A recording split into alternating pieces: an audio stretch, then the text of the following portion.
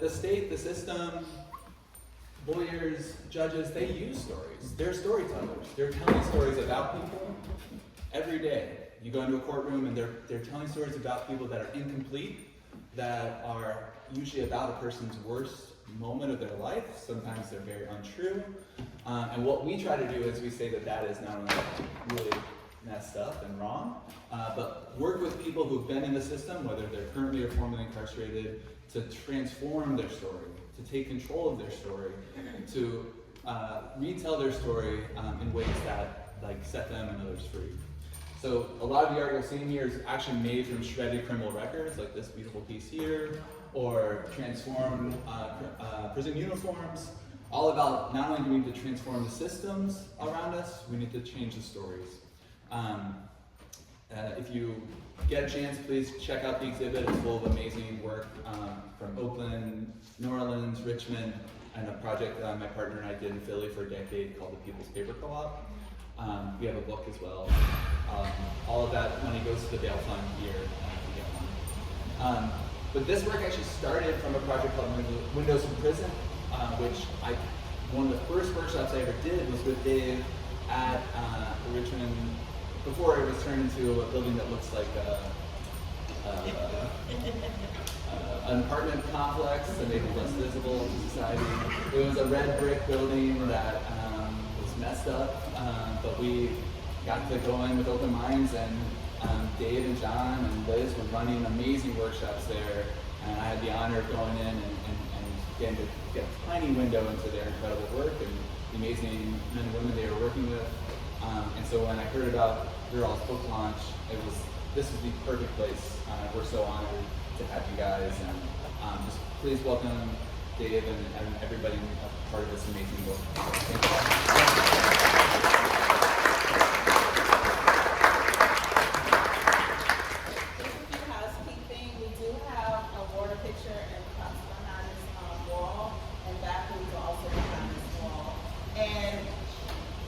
you.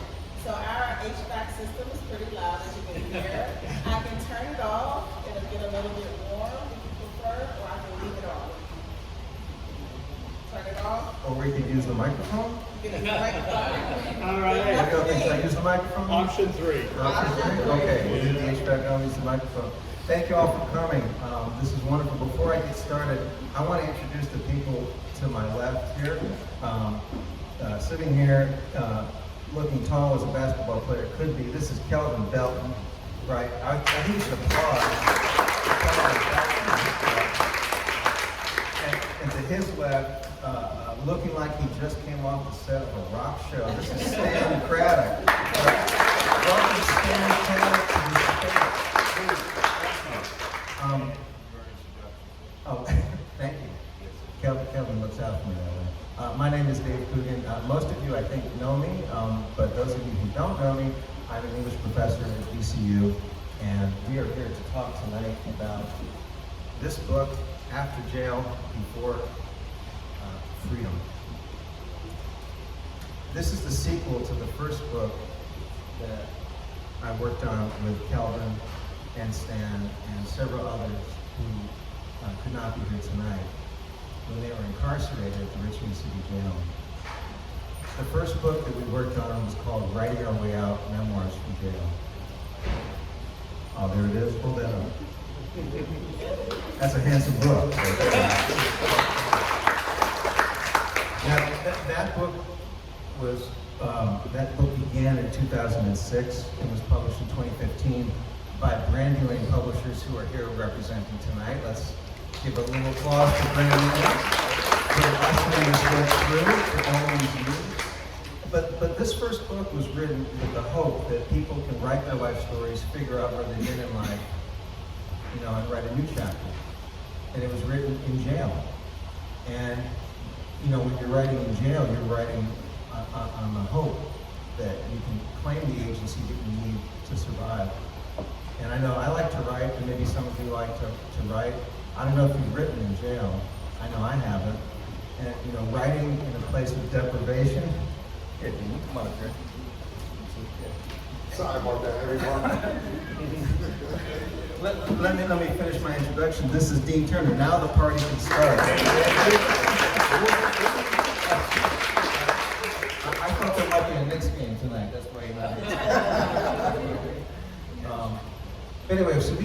our journey together, writing in jail. I was teaching memoir writing just to see if I could help people, start a new chapter in life. Writing Our Way Out came out in 2015, and then before that happened, though, they all started coming out. Dean was the first, I think, 2007, or something like that. And then Ronald, 2008. So all of the people that you see in this book, all of these people came out at different times.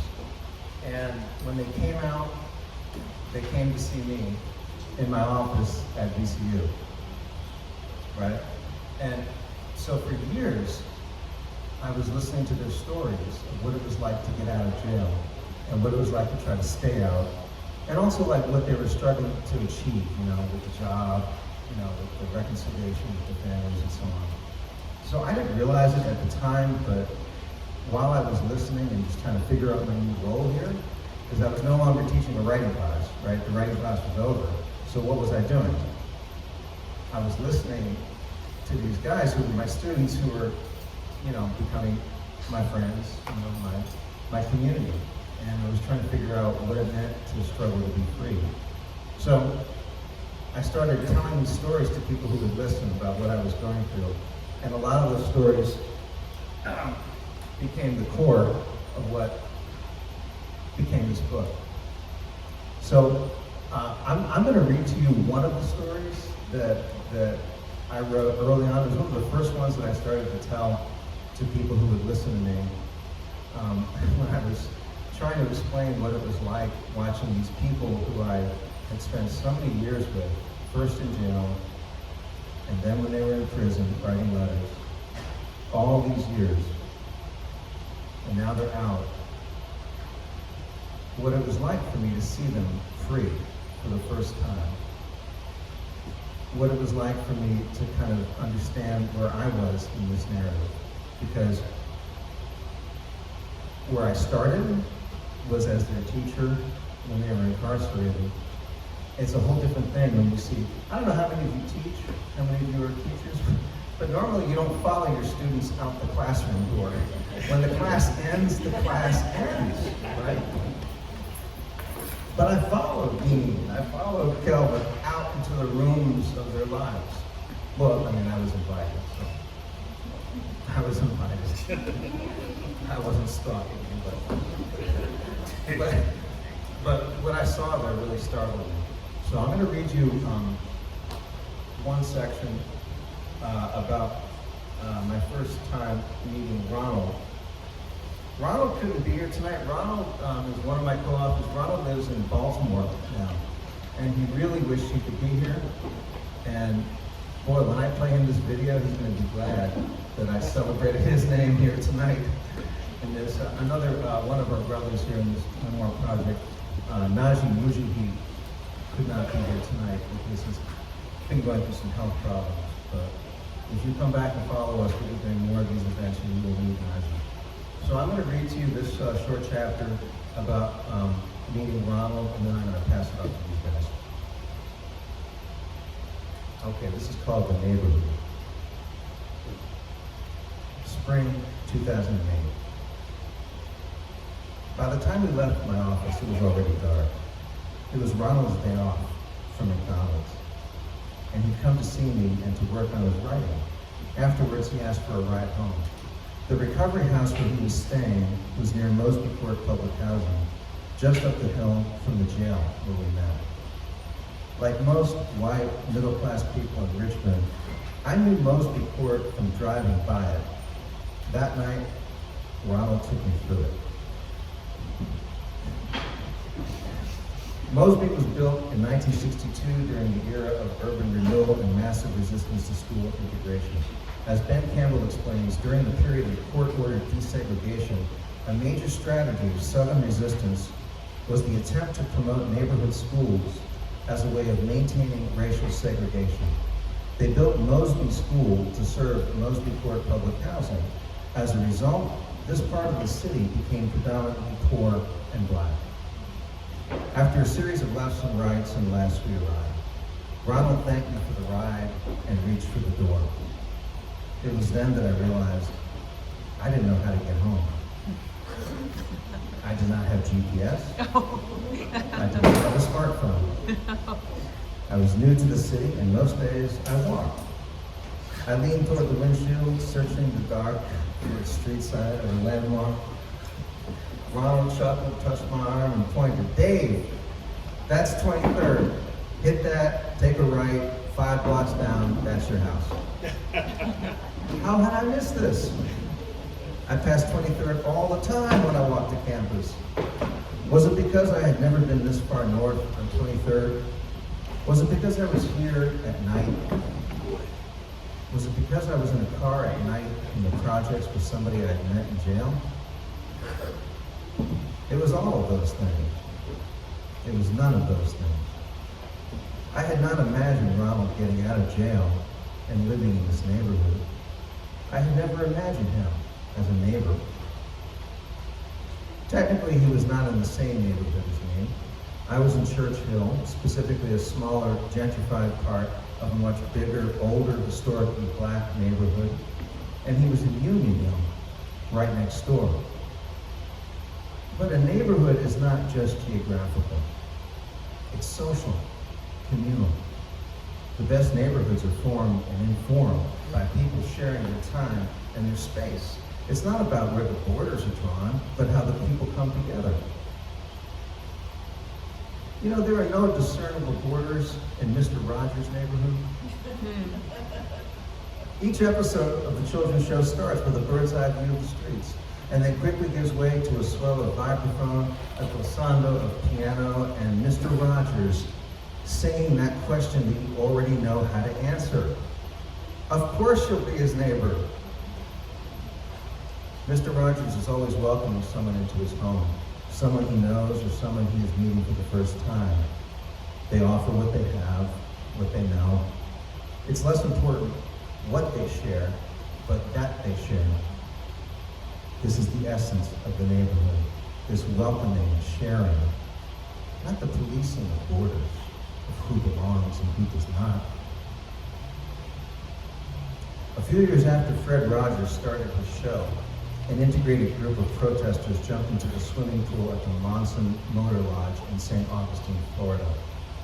They were protesting the white owner's refusal to let Martin Luther King Jr. and his guests eat at the motel restaurant. Seeing the integrated group of people in his pool, the owner dumped acid into the water. Someone captured it on film, and that clip was seen around the country. Against the backdrop of TV shows like this, Mr. Rogers offered an alternative. In a now famous episode of the show, Officer Clemens, who is black, comes to visit Mr. Rogers on a hot day. Rogers invites him to cool off in the wading pool. It does look enjoyable, Officer Clemens says, but I don't have a towel or anything. Mr. Rogers smiles. Oh, you share mine. The men take off their shoes. The camera lingers on their feet, side by side, black and white. The vibraphone mingles with the lapping water as the camera slow zooms in on their feet. It's so ordinary, but for the time, so political. Ronald did not just show me how to get home that night. He showed me where I was and who I was in the neighborhood. He needed a ride, I needed directions, we shared what we had. And that was a beautiful day in the neighborhood. Thank you.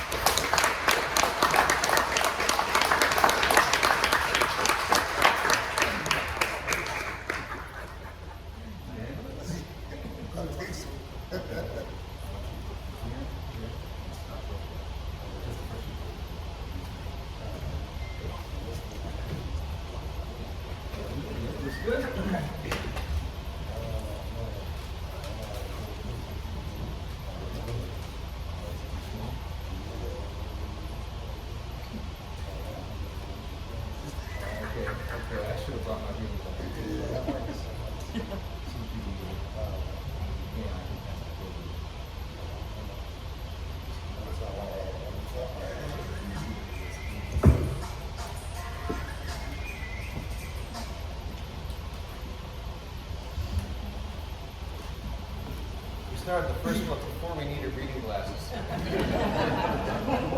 Now we all need it.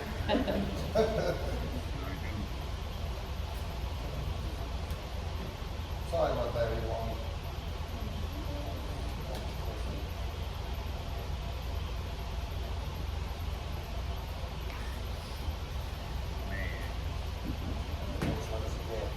Let me try this again. Sorry about that, everybody. I'm Dean Turner, and sorry for my tardiness. But, you know, living for Uber takes forever. I'm gonna try this one more time.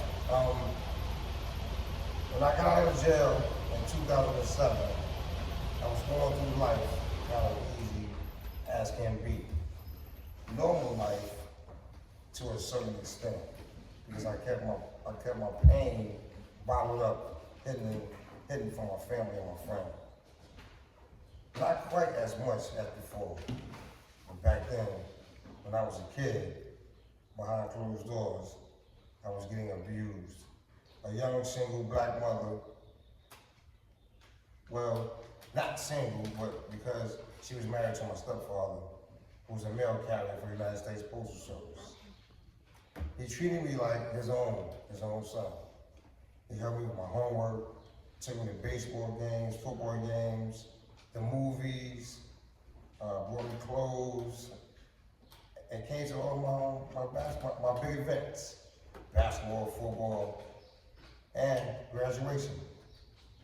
He did more for me than my real dad ever did, but we're not going to mention him. This is a new beginning.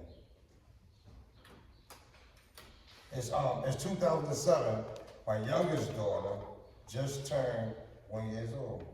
I was finally going to have a chance to hold her, kiss her, love on her, and protect her. It's a great feeling, but first, I must go get a job that my cousin lined me up with while I was in jail. Boy, was I happy. I didn't have to come home or come back out into society and beat the pavement down for weeks at a time, trying to impress someone who really doesn't give two fucks about it. The job he got me was at Morton's Steakhouse as a dishwasher, making decent money. I love the atmosphere of my coworkers. It's a lot different for me here. Everyone is so cool and friendly.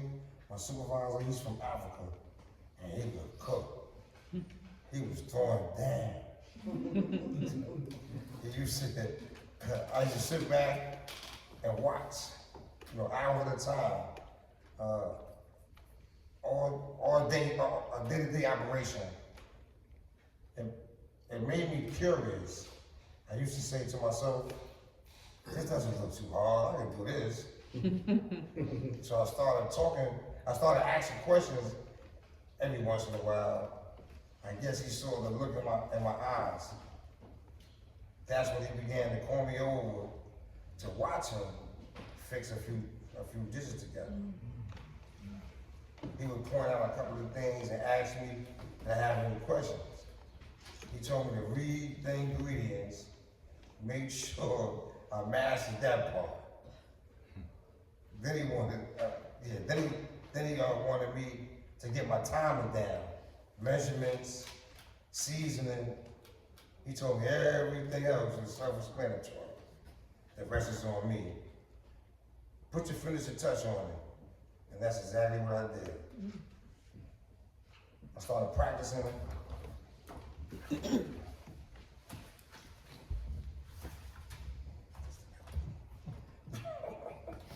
I started practicing with small dishes that I could handle, and I didn't want to burn up my grandmother's kitchen. She would kill me. So I began with bacon, fried apples, and eggs with cheese. My first try, I burnt the pancakes and the whole fries. And the album wasn't too bad.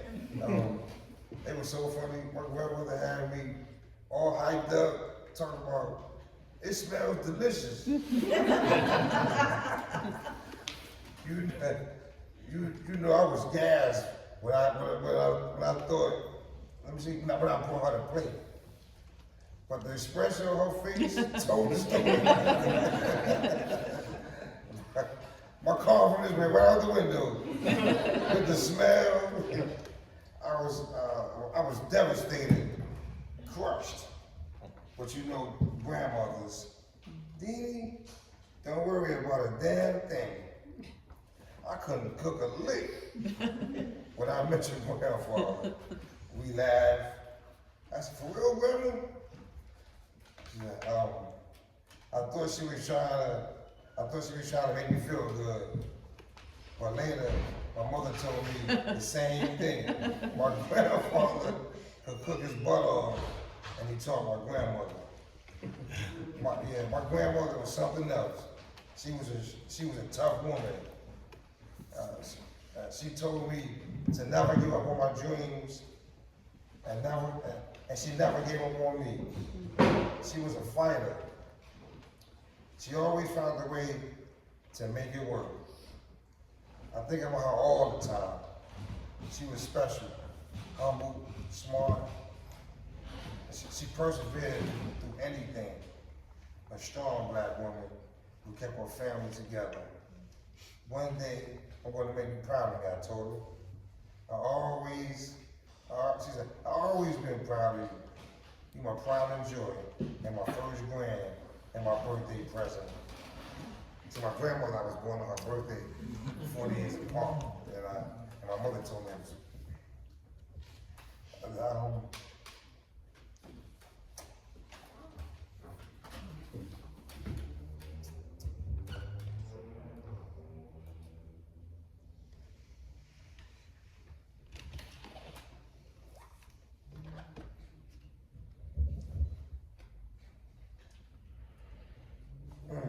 that I was a preemie, and I had to stay in the hospital for 3 months. So for me to come home and be born on her birthday, yeah, something special to me.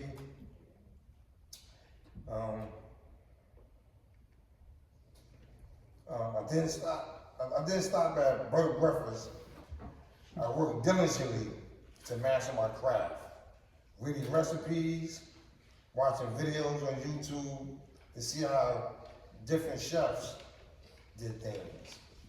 It's been a journey, but now I have the confidence to go into a kitchen and put something together delicious for people.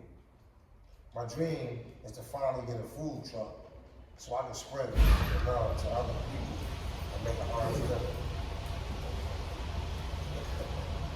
I worked out more in this steakhouse for about a year.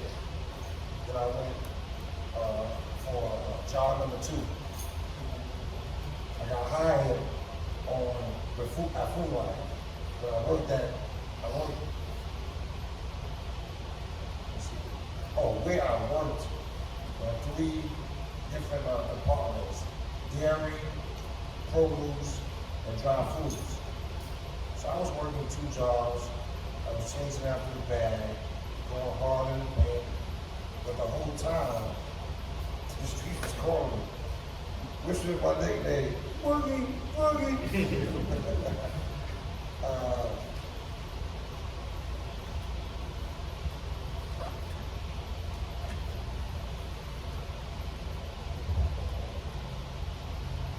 Trying to ignore it.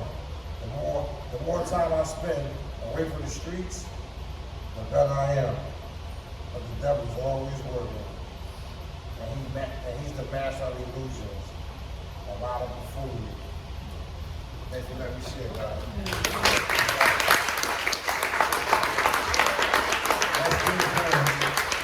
That's Boogie.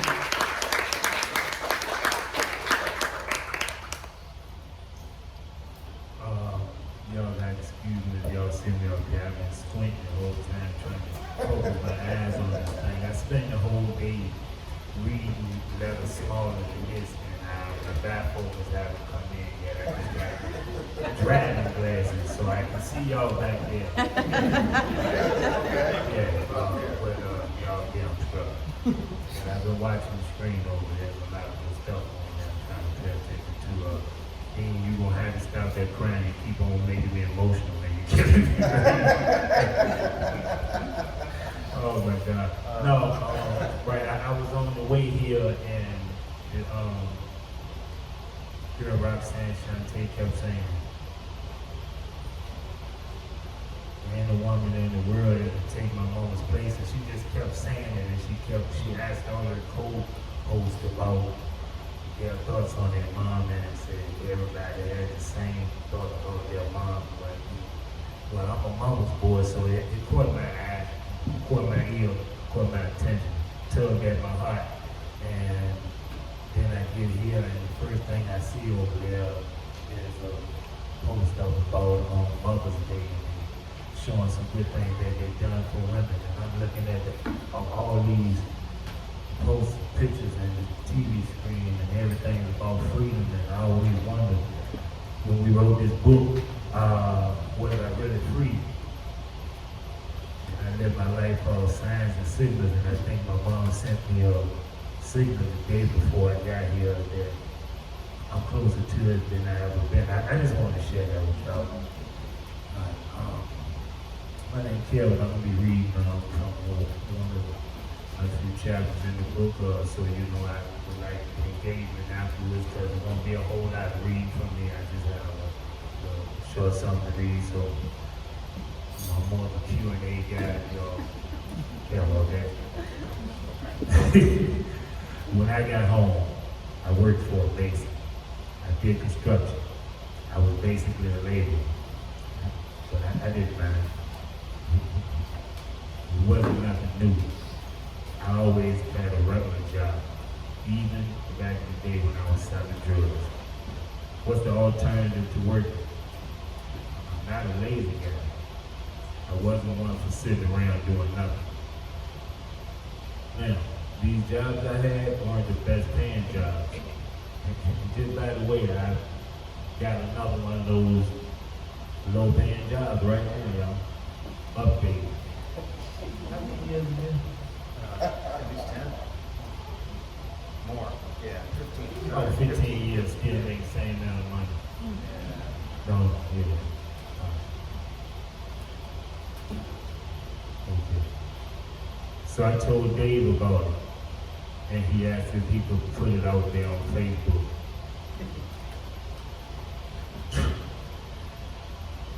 My dumb ass said that. He put me out there in front of the whole world, asking for a job. And if it wasn't Dave, I wouldn't have okayed it.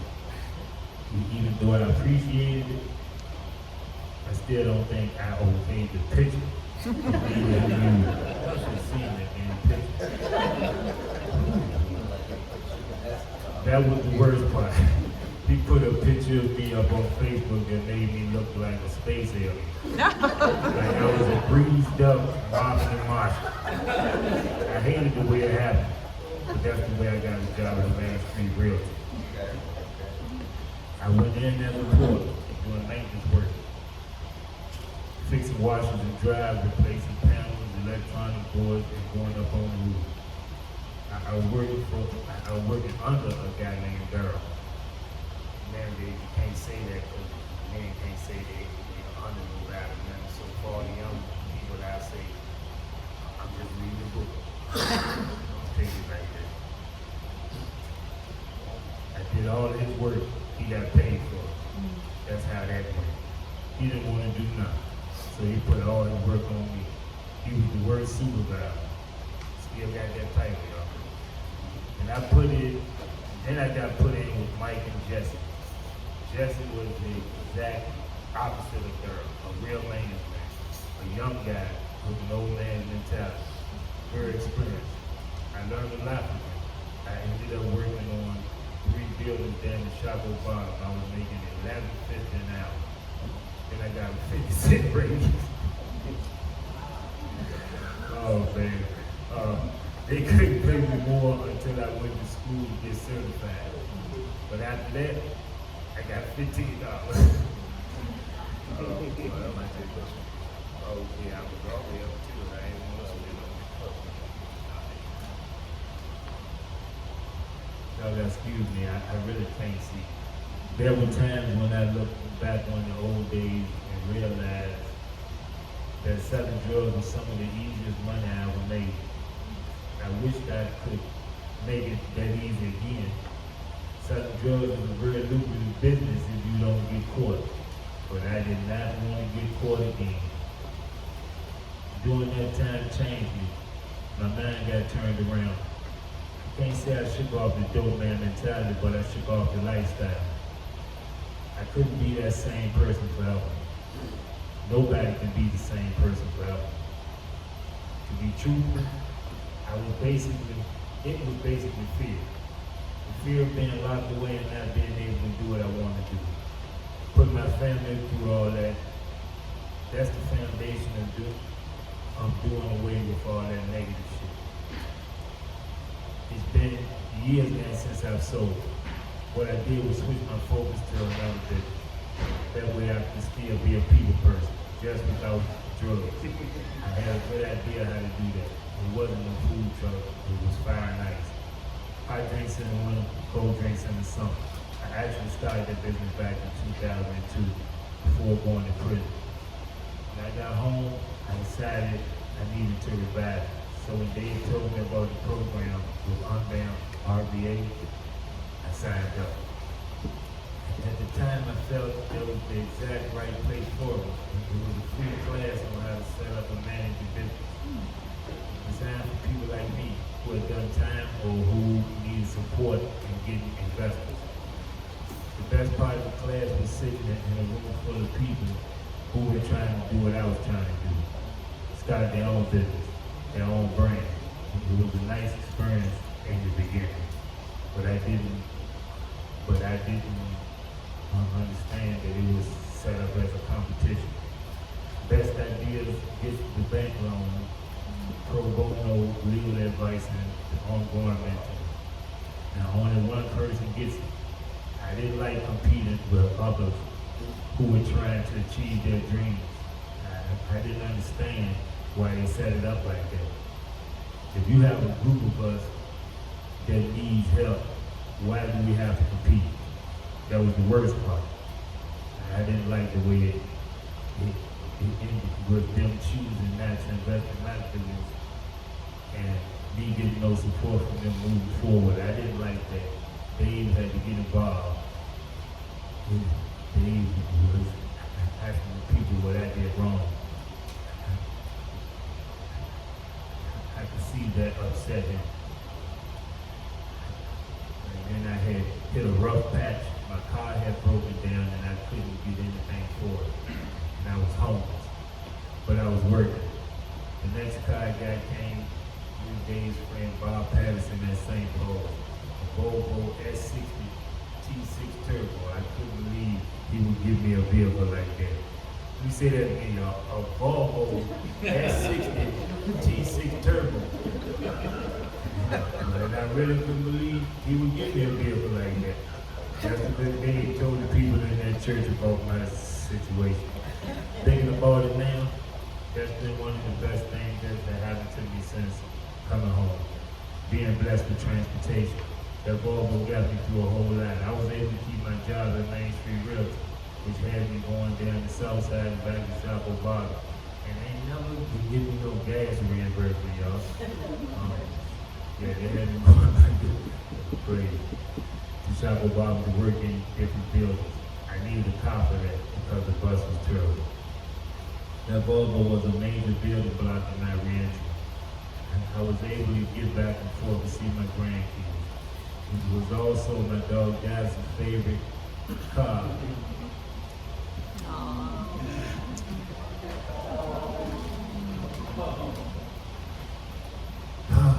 When I saved up to get a new vehicle, I decided instead of maintaining two, I would get a Volvo Sustain. I've always believed that if somebody does me a blessing, I should do the same. That way somebody else could be blessed. Thank you.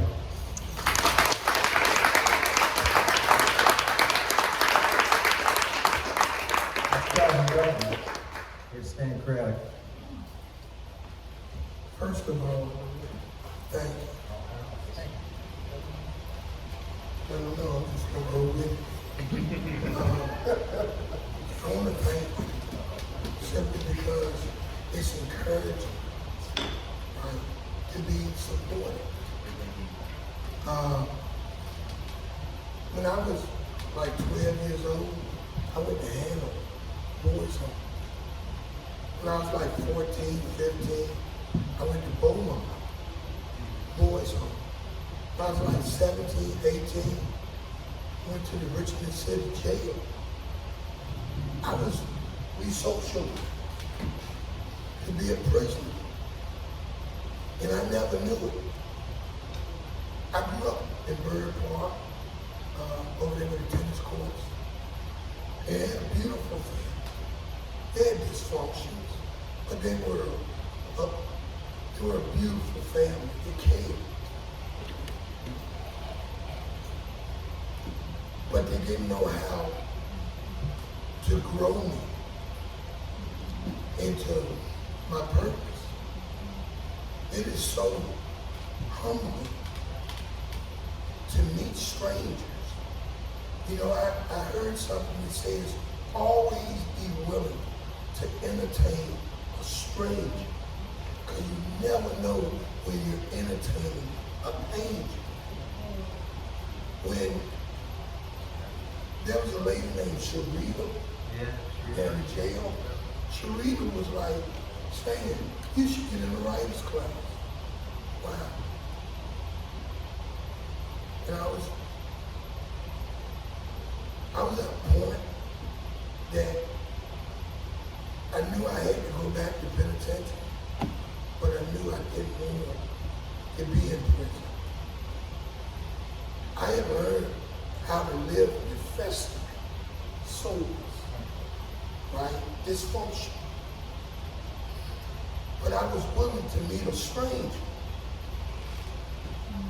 And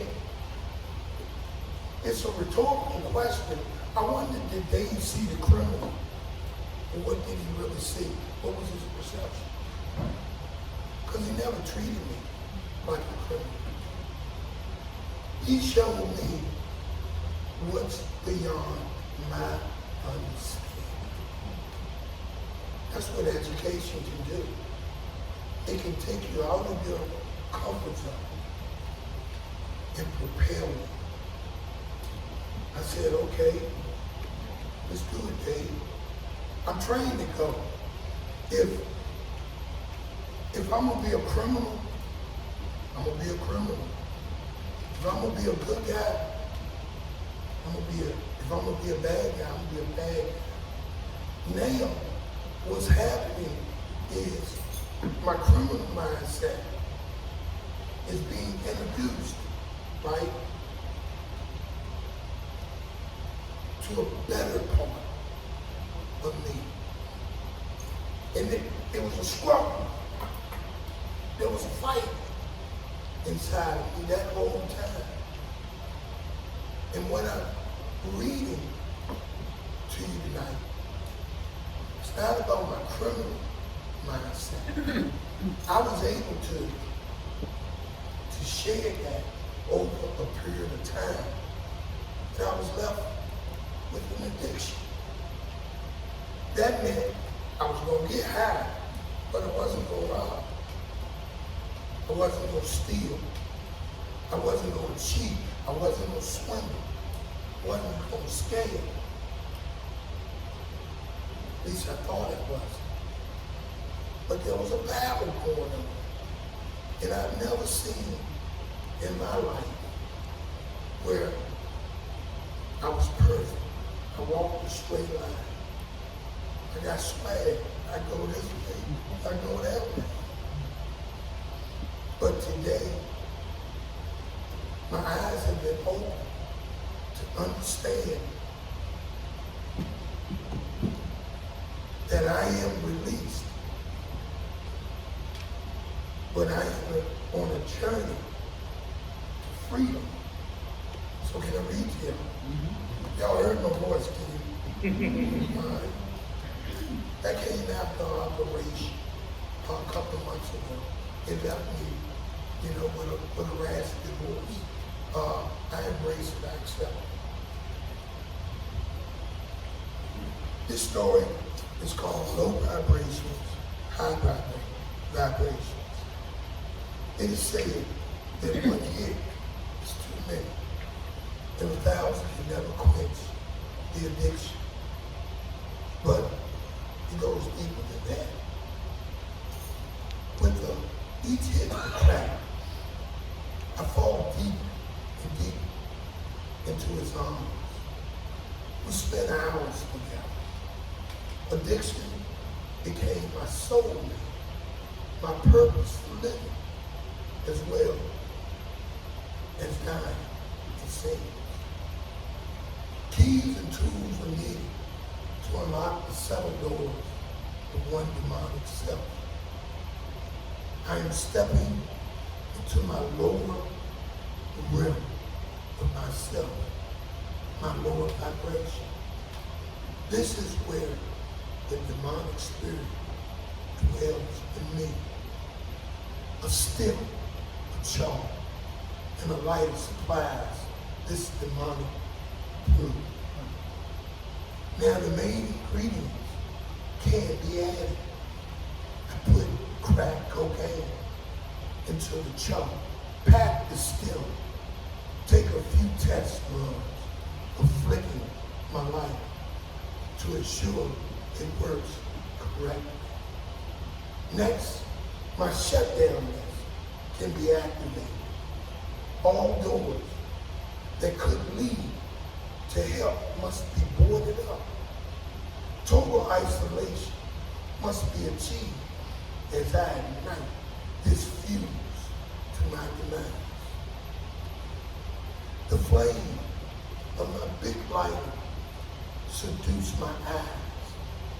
It dances to my delight while engaging with the crack stuff in the still.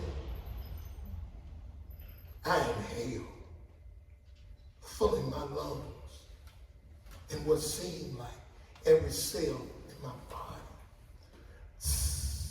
A hiss sound can be heard as the flame melts the crack. I find myself pausing for a moment before I exhale to feel the full effect before it is released.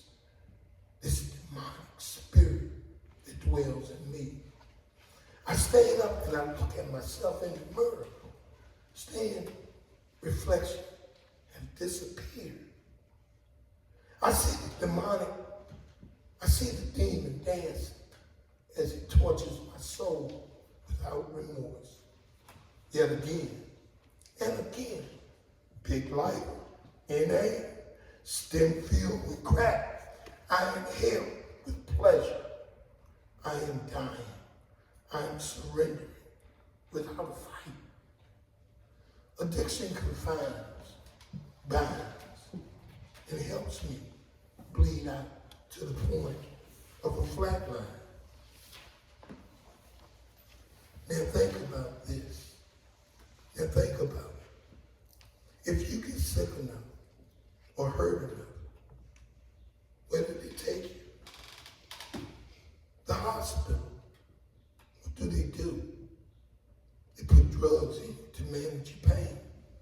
Is that not correct? How do they manage pain? They manage their pain. No, gotta go low. What do? Put drugs in you to manage your pain. But what about low income persons? That doesn't have insurance? How do they manage their pain? They manage their pain with fentanyl. They manage their pain with heroin. They manage their pain with coke. They manage their pain with alcohol. They manage their pain with marijuana. They manage their pain with abuse. In my neighborhood, That's how they do it. That's how they try to fix their broken parts. And that's really all you see. The broken parts, distress, anguish, hopelessness. You walk out the front door and all you see are body parts, character parts, lying all around you. In our book events, I had an opportunity to step outside of my addiction and my problem to seek my high vibration. I enjoyed interacting. I got high on the reality that people do care. Not all of them, but some of the people in those rooms were really concerned or curious about our frame of mind. Not just mine, but the collective group. Dave, Calvin, Ron, Najee. Anybody else in that book? It's a whole lot You got most of them. I got the core. The core group. I remember one guy in the front row. He asked me a question. He said, "When did you start trusting Coogan?" You know, Coogan used to come down to jail. You know, white guy, they acting the blood, you know what I mean? And he come into the room with a charming smile, happy, genuinely happy.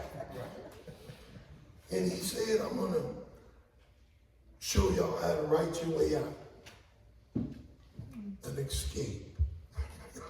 I'm a prisoner. Writing your way out." I remember one guy in the front row. When did you start trusting Coogan? I told him, yeah, I knew exactly when. It was when he brought in banana bread into the table. When he brought in banana bread. I'm kind of cheap.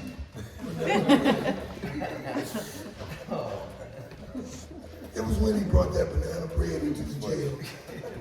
That was when we became blood brothers. He showed me that even though the jail, even through the jail rules of no outside food, he knew that the rule of humanity was greater than any law. How could you not identify? He came over to the criminal side, right where I was at. Right. It's interesting because Brian Stevens said, if you want to impact a situation, you have to change your proximity. You can't be way over there, but you help. You got to get in this shit to feel the heartbeat of it. Or you'll never be able to gauge the pulse of a person, their real problem. One of the best events we did was when we went to Deep Meadows Correctional Center. Even though I had never met any of those guys, I knew my audience. I knew I could communicate with them. All I had to do was get out of my head and go to my heart. That's fulfilling. I had an opportunity to spill some stuff, to regurgitate some stuff. I knew that everything I was saying was felt. It's the same damn story in every prison. It's my story. We all succumb to our lower vibrations at times, but we all have higher vibrations. We can tune into if we listen closely. Thank you for allowing me.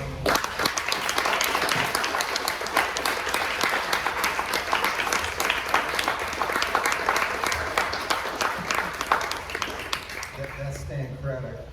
In my defense, with the banana bread, I brought it in and I said, look, it's a biblical thing for a man to give another man bread, right? And I think that sold it as much as the fact that the criminal side, it was a biblical. Breaking bread. All right, thank you all for listening. We have time for some Q&A. You know, this guy, he said, I'm a Q&A man. This guy, you know, he might have some recipes for you. You don't know. You don't know. There's a lot of things that we could talk about. I know you've heard a lot, but I'm prepared to take it wherever you want to go. Does anybody have a question or a topic you'd like us to talk more on? Something we've heard tonight. You can enjoy it. I know you're thinking. Think about it, think it over. Don't rush into it. But you know, yeah, of course, David, yeah. Guys, thank you so much for sharing your stories today. Obviously, it's so powerful. I'd love to hear a little bit more, maybe about how this writing process really helped you successfully transition out. I mean, you're not back in jail anymore. I've been like you guys, I've been behind the bars, and I see guys who cycle through it. You're here. So how did this writing really help get you to where you are today? For those that didn't hear the question, he asked simply, how did the writing help get you to where you are today, where you're not behind bars? Who wants to take that one first?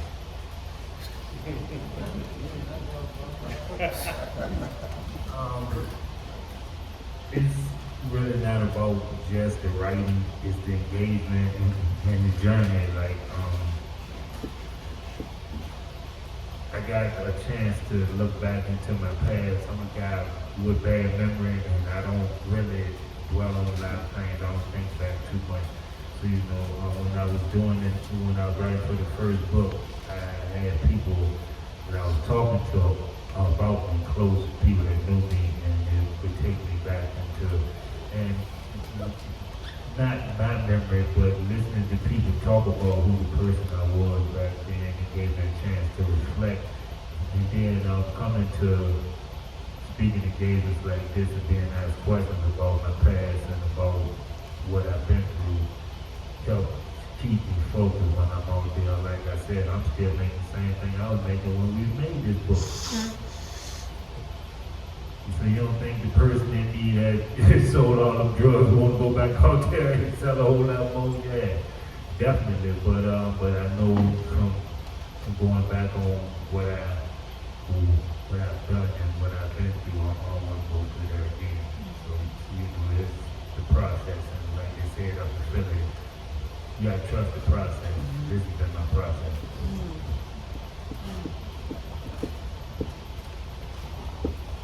The power of words. When you read the Bible, you read the Quran, you read the tablets, when you read Brian Stevens and Just Mercy, words affect you. There's a saying that says wise words grow older. They came with wise words. The writing, if I had to come up with a metaphor, it was like it opened storage areas, compartments, it opened my vault. You know, my words opened my vault. Open. And I wasn't ready to face all that shit that was up in there. You know, because I had to turn a vicissitude into something positive. It was kind of like, when I look at it now, the emancipation, it was kind of serendipitous. Because if I wouldn't have went through all the bullshit that I went through, I wouldn't be in this book. I wouldn't be engaging, sharing energy with y'all. After a while, I understood it's not really me writing. It's me listening. And I was privileged enough to take my internal person and free him to write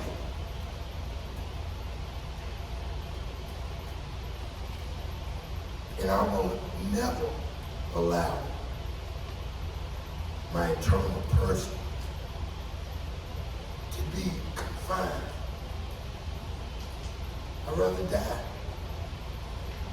I'm a black man. I'd rather die fighting for the good that's in me.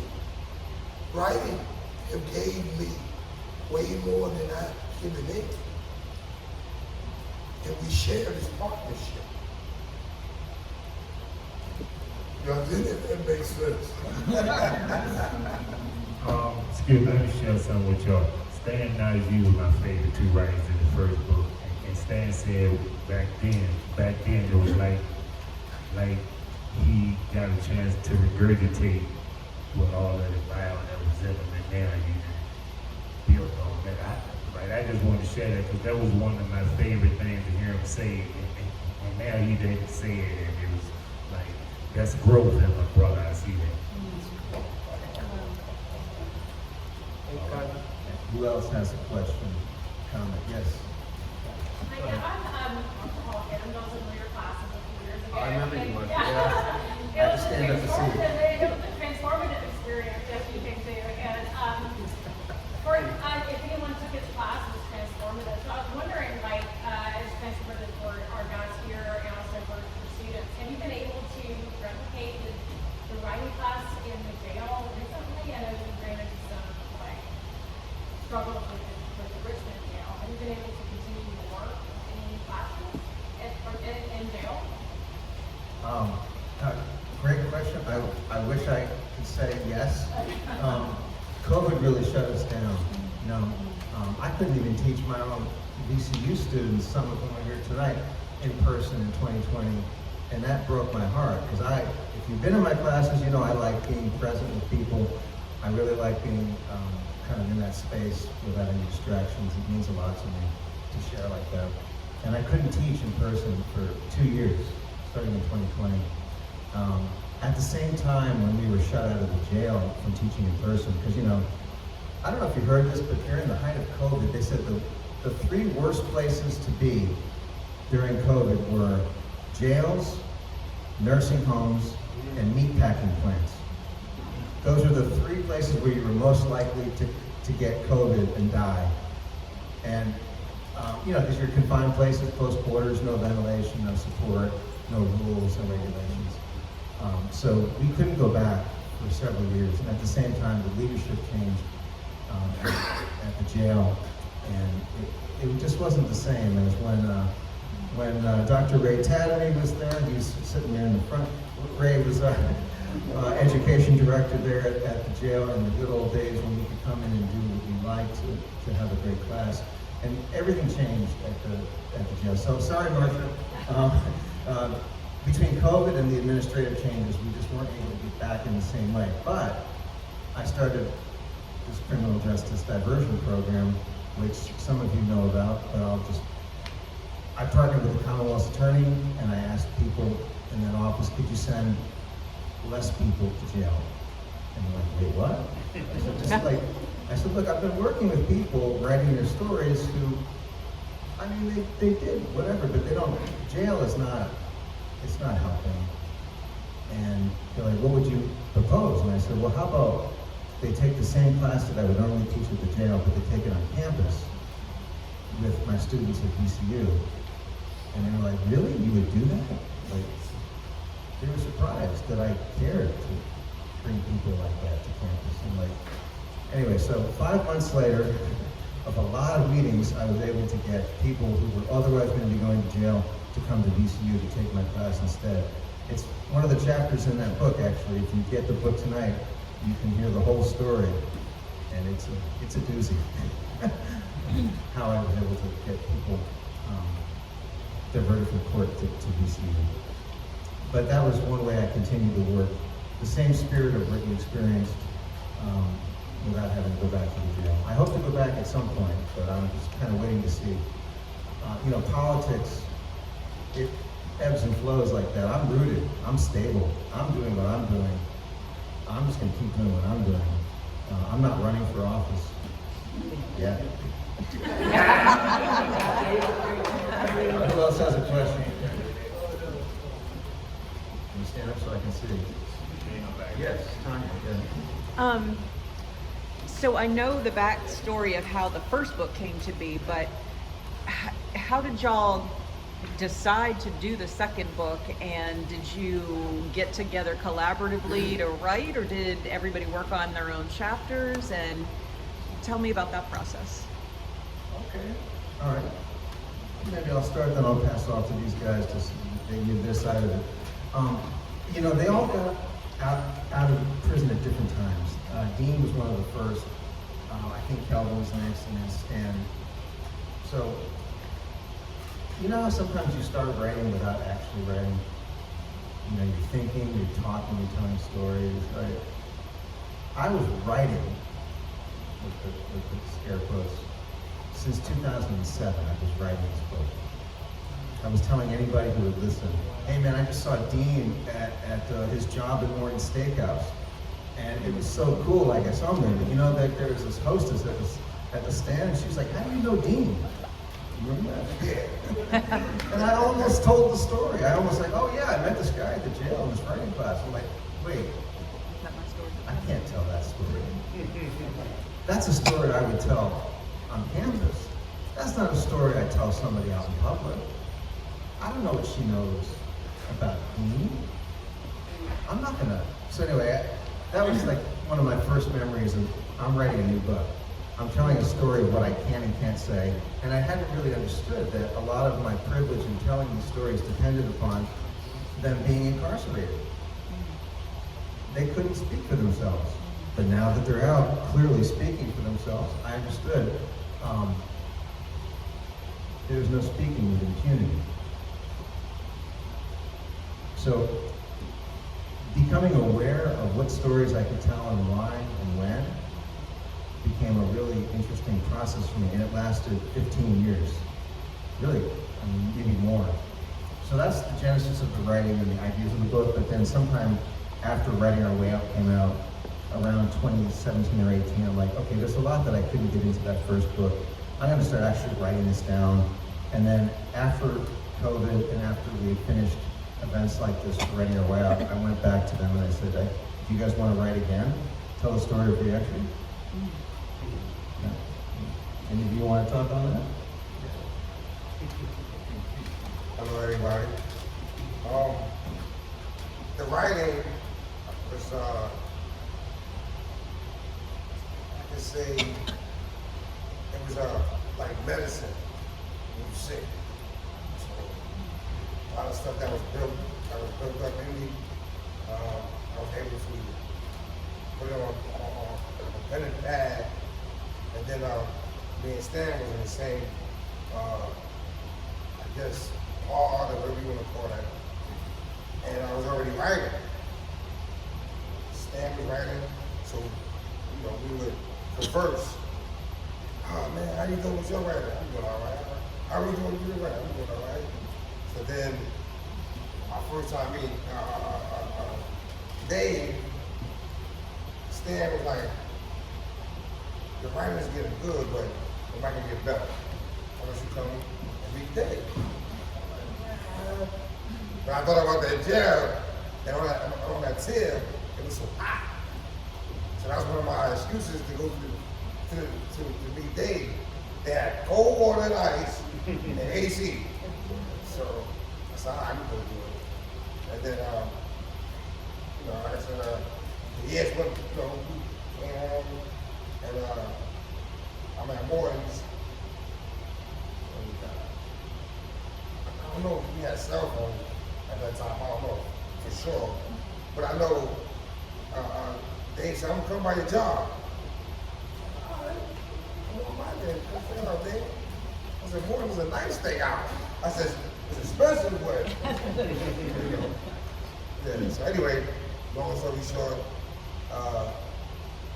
as we, you know, started to come home, they said, you guys would like to come on the campus and meet. And, you know, converse some more about the story and everything. They already did a couple of book signings, you know, and I was like, oh man, I want to try that. I want to get some experience in that and meet people and, you know, tell my stories and things of that nature. But then I was kind of nervous and reluctant because it was personal information and personal things I went through with my family, and I was kind of like going back and forth, like, dang, I don't know, I don't think I should put this in there because of this or that, and they was like, you gotta, it's still a beauty. So I was like, still kind of shaky about it, but I was like, all right, Dave, let's go. Let's try it. And like I said, like Kelvin just said, stop getting emotional and stuff like that, but it's things that I think about when I start reading, and then I start thinking about those particular people that was in my life, and then I hear them. And I would like to see them, see me at this point in my life, not the person that was, grimy and just doing crazy things. Now that, I'm matured a little bit more better, I became a better father, a better son, and a lot of those people that are there to see that. So then that's when I started thinking about, stuff like that. Maybe I need to go see a psychiatrist and get all that bottled up, and talk about. But anyway, to me, this has helped me by bounds, because it gets me to interact with people that I normally wouldn't interact with. A lot of you probably walk right past me. You see me in the street, you're like, oh, Lord, that big guy right there. Keep on going.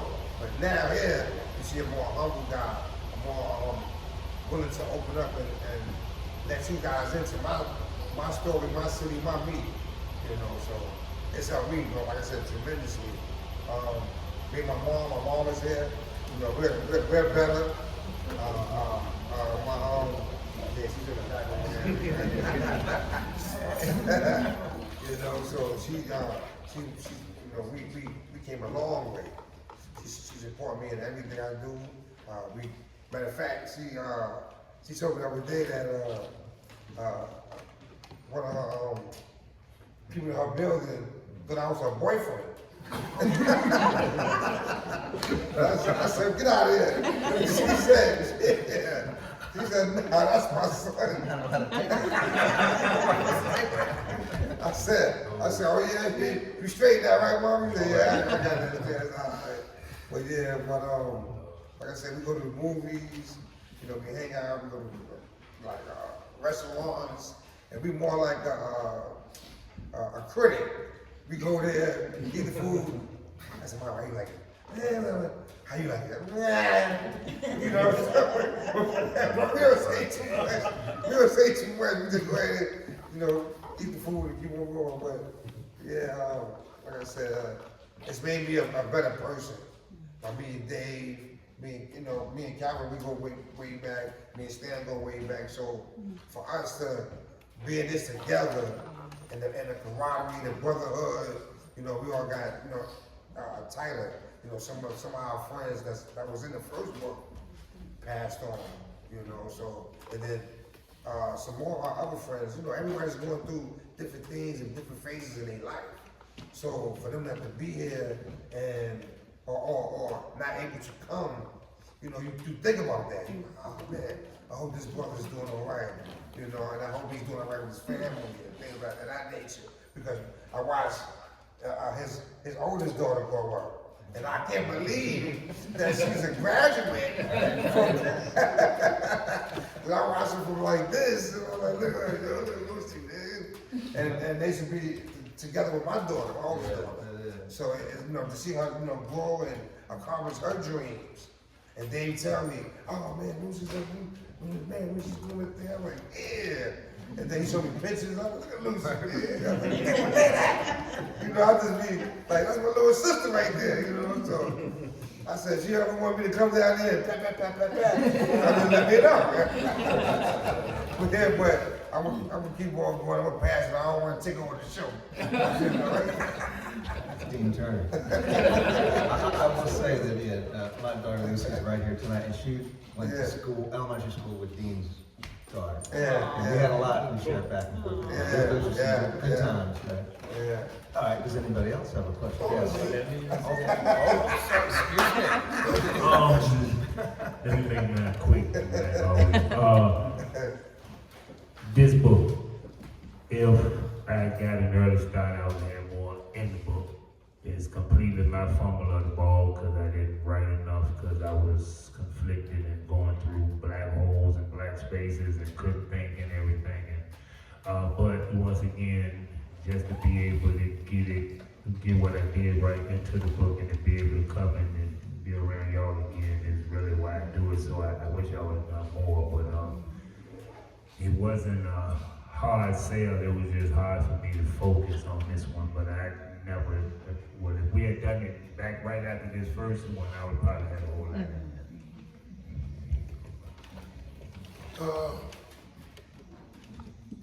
This was hard. Because I was on my low vibration. You know? In penitentiary, you can write 10 books. It's just you and the pills and the paper. Your meals are free. You don't have to go out and do anything, right? It's a controlled atmosphere. So what I did, right, was just utilize my time in a positive and productive way. Dave said, let's do it again. Automatically, I said yes. But I knew I couldn't. Because I had already shut down everything. I just told y'all. Closed the windows, did this. One thing I was looking at was a goddamn big light. And Dave told me what right. And I'm losing myself. What am I supposed to write? I'm losing myself. I used to work for a company called Lehigh Paving. While y'all were asleep, we paved the highway, we paved the streets, right?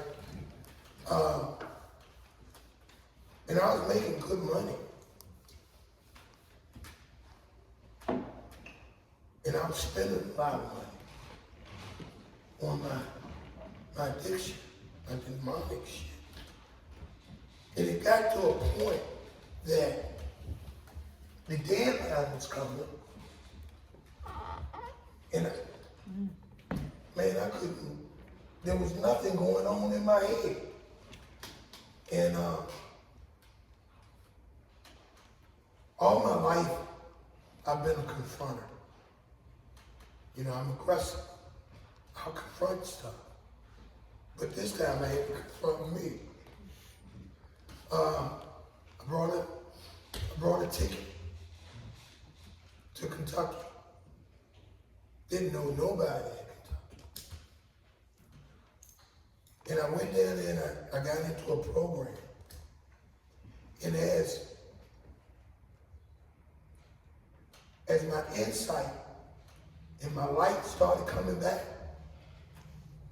I started writing again. So I knew I was right where I needed to be. Everything that have happened in my life, I am not a victim. It all worked to my good. Some crazy kind of way. It have all worked to my good because of purpose. Because of your purpose and my purpose, right? That we're purposely put together. You know, so I look forward to doing anything good. I do. The writing and standing in front of y'all is simple. But when I play Santa Claus, and the kids say, Santa, you look like you lost weight. I told them it's hard times out here for me. All right, I think we have time for a few more questions. I saw you, Janita. You're next. And then there was somebody over here. I'll do that. So I'll try to be brief. Thank you all for what you've done. And this is for, I guess, a preventative question. So I'm a mother of 3 adult sons and 2 bonus boards. I raised 5 boys. And I've also worked in Richmond Public Schools. And I worked in some schools that were the last bastion of education for folks that were probably going to go into the system for somebody new. I've done all of that, but I'm looking at the 3 of you all. You are probably excellent teachers for a lot of these young folks out here today. Yeah. So my question is, when you are out here on your jobs and in the communities, do you see the younger you out here someplace? All right? And how do you intervene if you choose to or have done so? How have you chosen to make a difference to the knowledge that you have now? Good question, thank you. I run into a lot of young brothers I see out there, walking up and down, mimicking, what they see on television, what they hear on the radio, and they call me my OG. Yo, OG. I talk to them, and I changed a few guys from, really going off the deep end. And I talk to them, and I made them think about it. I said, right now, definitely not the time to be inside. So I try to give them a picture of how it's going to be on the inside. So that's the way you don't want to be right now. Or no time. I said, but definitely not now. That's not actually, they have family, they have kids, and most of the time, these young guys, they'll listen if they think you're speaking from the heart and you've been through it. Then they'll listen. Oh man, yo, and I have put them, give me a number, to call me. So I've seen, the work that we put in on these projects, transform a lot of lives. I have guys come out and say, I ain't know you was a book author. I read your book in the jail. I read your book at D Meadows or wherever they was at. And I say, wow, we making a difference. And some of them say, I know Cal, I know Kate, Stan not too much. Cause Stan don't really be out, Stan. And good brother, love him to death. So, and I know that all of us are impacting people's lives in different ways. So like I said, for me, I feel good about it. And I know it's more to do, it's more work to do. Because I don't know what they call it, Generation Z or whatever they call it. YNs and all kinds of, so, I wish that I could make a wish and change everything and make everything better. But, that's not gonna happen. So, feed the ground, belt to ass. That's how we gotta get them.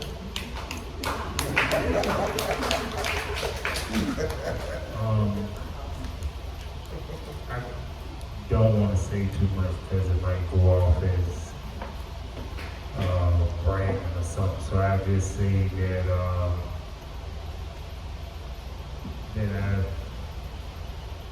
I've never been too much of a follower, even though I don't have a follower, but most of my life I've been able to be a person that's really garnered respect from his peers, closer to a leader than that. So it's always been kind of natural for me to be in a space where people would listen to me. That was years ago, I think, as a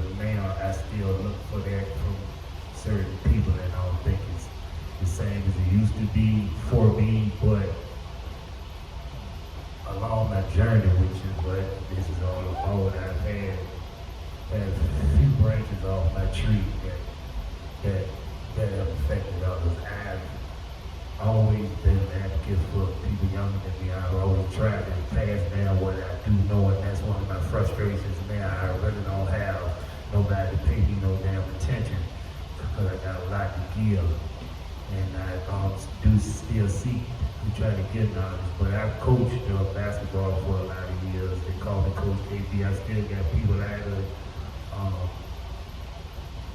seen a few people graduate this year that lit up when they see me and run away from their own parents. Well, you know, that's a warm feeling when a young man who's over there tough as nails break down when they see you and come right to you and hug you like they're a little baby. So you know that melts me too. But yeah, so I can say to be truthful, I've had a good impact on a lot of people younger than me. And people that were with me, when I used to look at it as a negative thing, like I was a bad influence. But there's a lot of people that was around me then that are positive people now, leading in a lot of ways, doing very well. And so you know that they'll tell, no, you weren't a bad influence. You was a good brother. People my age told me I was teaching them to play sports when we was young, but I didn't know. So you know, it's always been natural to me. It's just that humbly I never looked at myself as a teacher. I just feel like we all are here for each other. So whatever I have, I'm supposed to give it to whoever's there to receive it.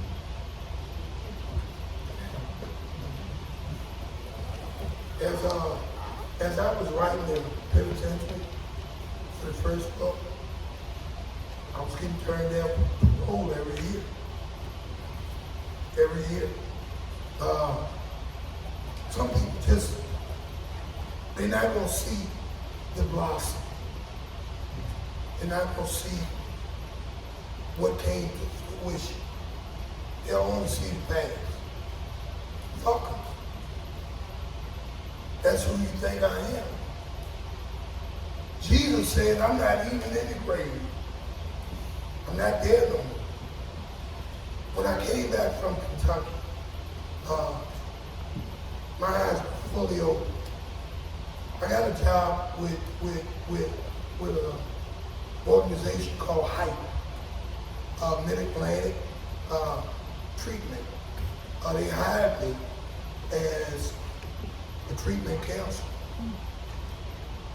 because of lived experience. I've been through it. Some people need to go to penitentiary. Some people need to go to treatment. Some people need to stay in penitentiary. You need them. But not for everybody. Virginia said that I wasn't worth bonding.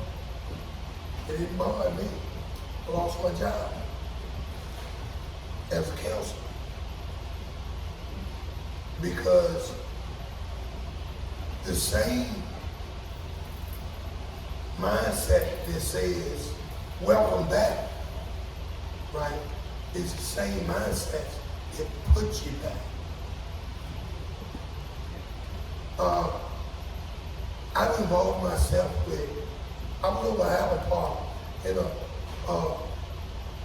YN, young brother, had his pistol, right? He was wearing like a chain. And I said, are you gonna be responsible with that? And he looked at me, because he felt like maybe I should have been intimidated. I'm not intimidated by a gun. I'm intimidated by the mindset. We did a thing with the Richmond Police Department on gun violence, right?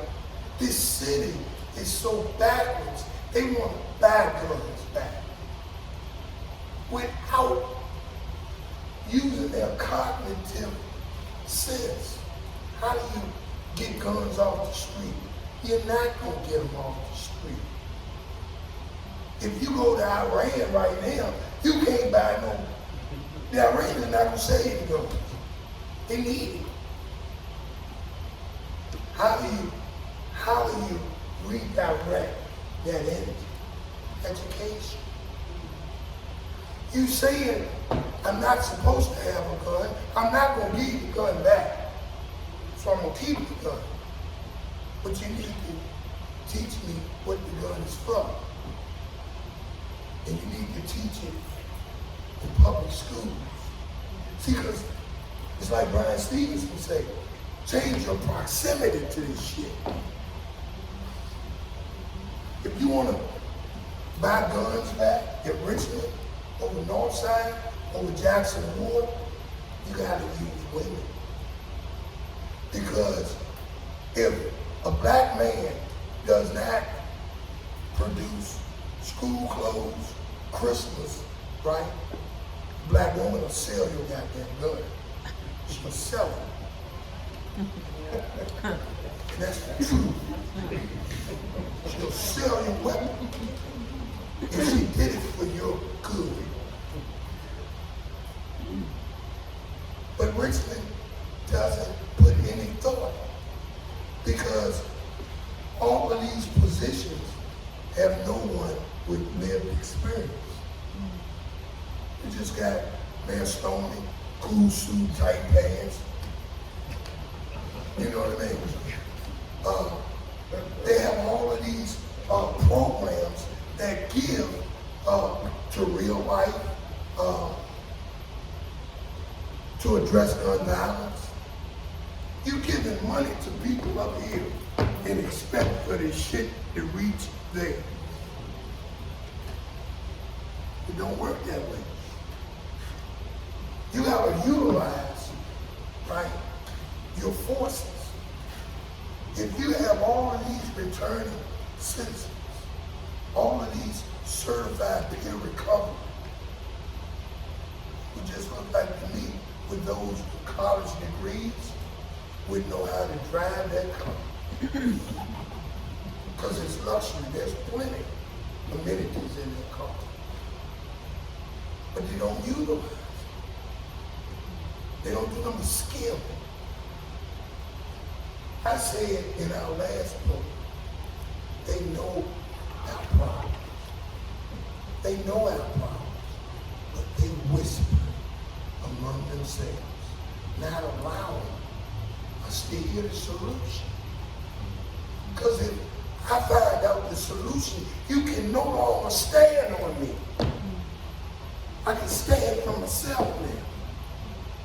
I get passionate, you know, because that's purpose. I withdraw my candidacy for any office. Let's nominate Stan for whatever position is opening, for whatever solution needs to be held. We don't have any time for any more questions, but we are not going anywhere. I need to do a few quick thank yous, and I hope you'll stay, ask your questions for whoever you'd like to ask, and visit our merch table in the back where you can get a copy of this book. First, let me thank Stan, Kelvin, and Dean for being here. Will you join me in thanking them?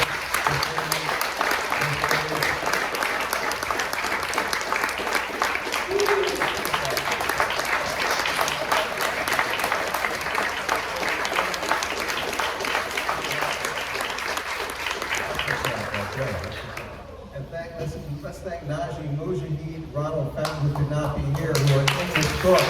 Very much a part of this book. We received Let's thank Randy Lane Publishers for getting this book out and about so you all can read it.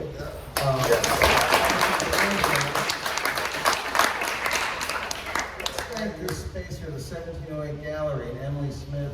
And let's thank Mark Strandquist for this beautiful exhibit with Corey Bowles and the People's Picture Co-op. If you haven't taken in the exhibit, you really should. It's here till Friday, so you can come back throughout the week and come see it. And wait, last of all, you see this guy taking pictures? I want you all to meet Skip Rowland. Skip Rowland, if you buy this book, you will see pictures of Dean and everybody else on the back. Skip took every one of those pictures, and he does a great job. And we thank Skip Rowland. Okay. books. Yeah, he's been there for everything. All right, well, we are not running out of here. We are going to be right back there mingling. If you want to buy a book, you want to come talk, you want to ask a question, thank you all for being here. Appreciate it.